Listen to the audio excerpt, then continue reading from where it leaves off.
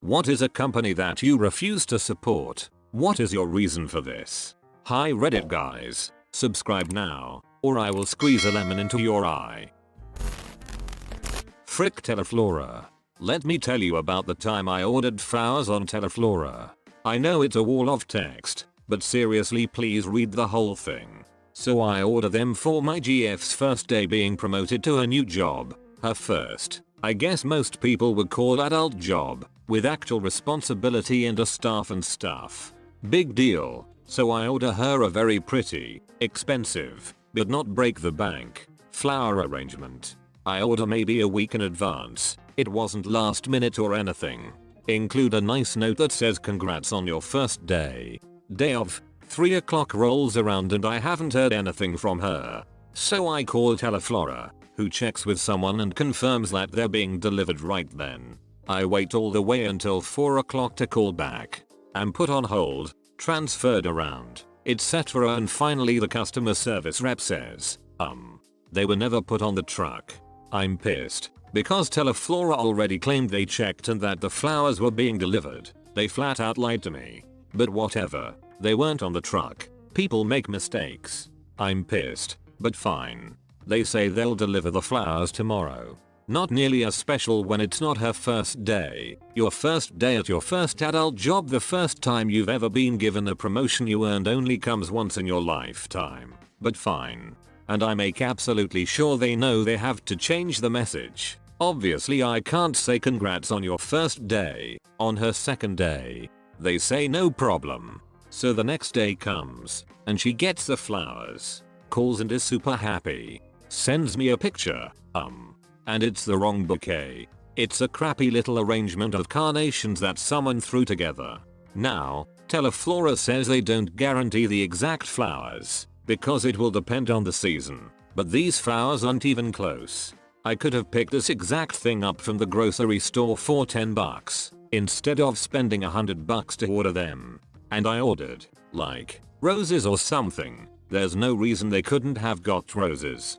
And you've probably already guessed what the card says. Congrats on your first day. Girlfriend is gushing, posting it on Facebook, etc. She loves it. But I know I look like the idiot that ordered cheap flowers on the wrong day or didn't do it in time or something. I know she still likes them, but I put down what's to me a lot of money and they fricked it up in every way possible and ruined what would have been a very nice, supportive gesture. They clearly didn't even try to get the quality I paid for. I'm freaking livid.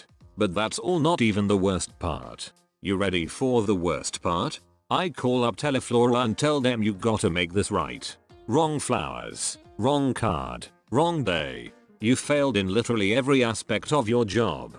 You send the right flowers with the right message or you give me my money back. Their response? Nope. We don't have to do any of that. If you want your money back, you can't have the flowers. We'll send someone to pick them up. That's right. They won't send the right flowers. They won't give me my money back, even though they screwed up every part and used cheaper flowers. All they'll do if I demand my money back is walk into my girlfriend's work and say, in front of everyone, you can't have these, because your boyfriend won't pay for them. They took my money, wouldn't send the flowers I ordered, and held my money hostage under the threat of publicly humiliating my girlfriend. I've had mediocre flower delivery services, and I've had bad ones, but this was the worst. Frick Teleflora. The secret with all these mail order flower companies is they are usually filled by a local florist, and you guessed, the local florists usually get screwed on the deal. Call around to local florists instead and cut out the middleman. You get better flowers for the same price, because you aren't paying a middleman. Susan G Komen. I'm all for funding breast cancer research. In fact, my mother has had breast cancer twice. But when you sue smaller charity groups and run their programs into the ground, because they say the cure somewhere when they're trying to promote their small event is just crap. At that point you've become more concerned about your brand in the machine that is SGK than actually helping people. It really bothers me. Damn. Obligatory didn't expect this to blow up and yada yada yada. Thanks for the gold stranger. Yahoo. Frikers deleted years of my email with no option of recovery. Unless I piss off the NSA and then they can find it or something. It was my primary account for about 6 years and then a secondary which I used as an archive. Never again. I won a contest on Twitter by Castrol Oil for tickets to a race. The tickets never showed. I asked and didn't hear anything until I raised a stink. They promised to look into it and make it right, and never said another thing, even after I blew them up on Twitter. I'll never put Castrol in my car, ever. There has to be an authority on this. I know radio stations get in a frick ton of trouble if they do a contest and don't give away what they say they will to the winners. I once won some tickets to something through a radio station and the tickets were expired when I got them. Pep Boys. They installed a new radiator in my car. I had to drive 200 miles the next day. Got to my destination and noticed a leak. I brought to a different Pep Boys and had them take a look at it. They told me that my water pump gasket had gone bad. I asked why this wasn't found during a pressure test. No answer. The manager tells me that he will pay for the part if I paid for the labor. That wasn't going to happen. Ironically, I never saw the leak after that. That tells me that it was a loose connection as I suspected. They just tightened it up, but didn't want to admit that they made a mistake. I will never step foot in a Pep Boys again just for the fact that they lied to me. If they had told me the truth, I would gladly shop there. I went to Pep Boys cause my check engine light was on. They plugged the scanner in and told me it was some sensor that needed to be replaced and wanted $200 just for labor. I bought the part online for $10 and brought it to a family-owned shop in town. The guy replaced it in less than 5 minutes and refused to take any money from me cause all he did was plug something in. Found out the hard way that finding a local, good shop is worth its weight in gold. Finding a good local shop is the hard way. Susan G Komen. Me and many other high-risk breast cancer survivors don't support them. They aren't as great as they seem and they get so happy over the phrase for the cure. They are money grabbers under a large cause, who didn't want to help my grandma when we reached out to them. Me, my mum, and my grandmother, who is lacking a boob thanks to cancer, give our money to other organizations who care more about the people they help than the money that goes into their pockets. Agreed. I think it's best to try and support cancer research as opposed to cancer awareness. What the frick is cancer awareness? Are there people who don't know about this thing called cancer?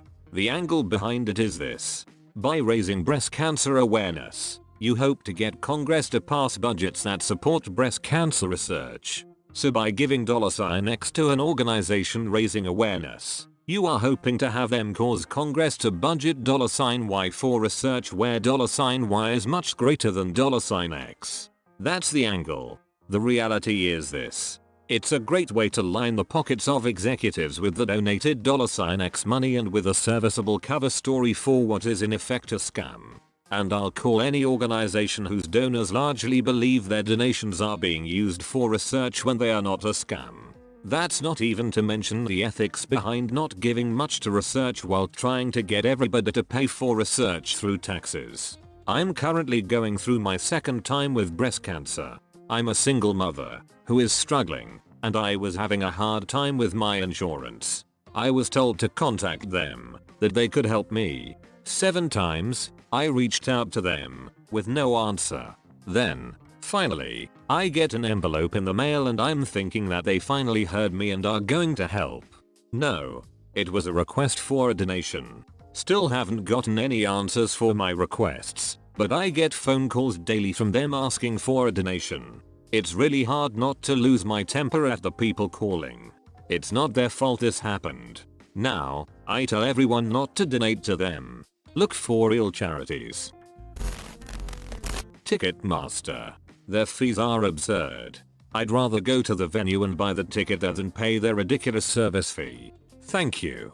Convenience fee? What the frick is so convenient about trying to navigate their website and play beat the clock trying to put my info in before they sell my tickets to someone else? It appears the convenience is enjoyed by them.